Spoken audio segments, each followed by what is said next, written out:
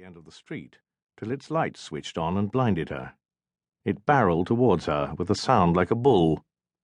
She tried to hurry forward, but the car was fast upon her. She was far too fat to get out of its way. Gideon, 16 August. I want to begin by saying that I believe this exercise to be a waste of my time, which, as I attempted to tell you yesterday, is exactly what I do not have to spare just now.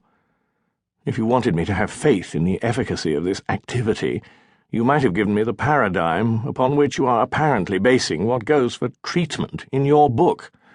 What difference does it make where I actually do this nonsensical writing that you're requiring of me? Isn't the simple fact that I've agreed to this experiment enough for you? Never mind. Don't reply. I already know what your answer would be.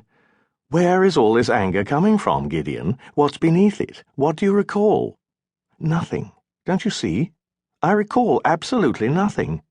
Nothing important. That's why I've come. Then begin, you tell me, by writing what you do remember, whether it's important or not. Because, as you so succinctly put it in your objective, untouchable psychiatrist voice, what we remember can often be the key to what we've chosen to forget. Chosen. I expect that was a deliberate selection of words. You wanted to get a reaction from me. I'll show her, I'm supposed to think. How old are you anyway, Dr. Rose? You say 30, but I don't believe that. You're not even my age, I suspect, and what's worse, you look like a 12-year-old. How am I supposed to have confidence in you? But I stayed. And as a result of that staying, I'm now sitting at home, at my first-floor window overlooking Chalcot Square. I'm writing this rubbish with a biro, so that I can't erase anything, per your instructions.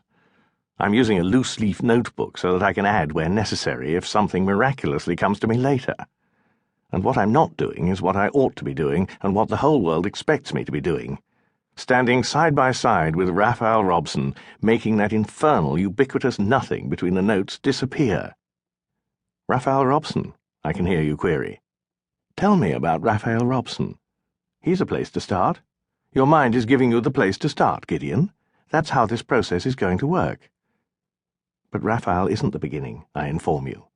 The beginning is 25 years ago in Kensington Square. That's where I lived, in my grandparents' house on the south side of the square. It was my granddad's house, not my father's. He hadn't been well since the war, my grandfather. He'd spent 2 years in Burma as a prisoner of the Japanese, and he'd never recovered from that completely. All I was told about the situation was that Grandad had episodes, which called for his being carted off for a nice countryside holiday every now and again, usually shouting, "You're no son of mine," at my father as they took him away. 19 August. The Peabody House, long gone now, was across the square. Do I really remember it? Or have I manufactured the details to fill in an outline that my father gave me? An outline that created the Gideon legend out of a simple stroll in the garden of Kensington Square. I am 3 years old and in the company of my grandfather. We are sitting on a bench listening to some music coming from the Peabody House behind us. Grandad says to me in a hushed voice, "It's called a concerto, Gideon. This is Paganini's D major concerto. Listen." I listen, and I know in an instant that this is what I want to do. I somehow know, as a 3-year-old, what has never left me since, that to listen is to be, but to play is to live. I insist that we leave the bench at once. I demand that Grandad hurry.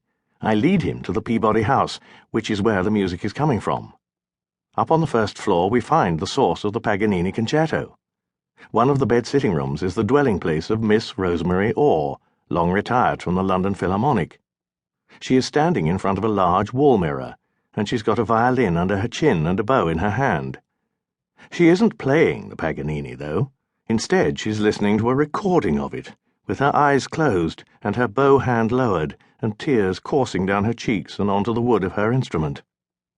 "She's going to wreck it, Grandad," I inform my grandfather. And this rouses Miss Orr, who starts and no doubt wonders how an arthritic old gentleman and a runny-nosed boy come to be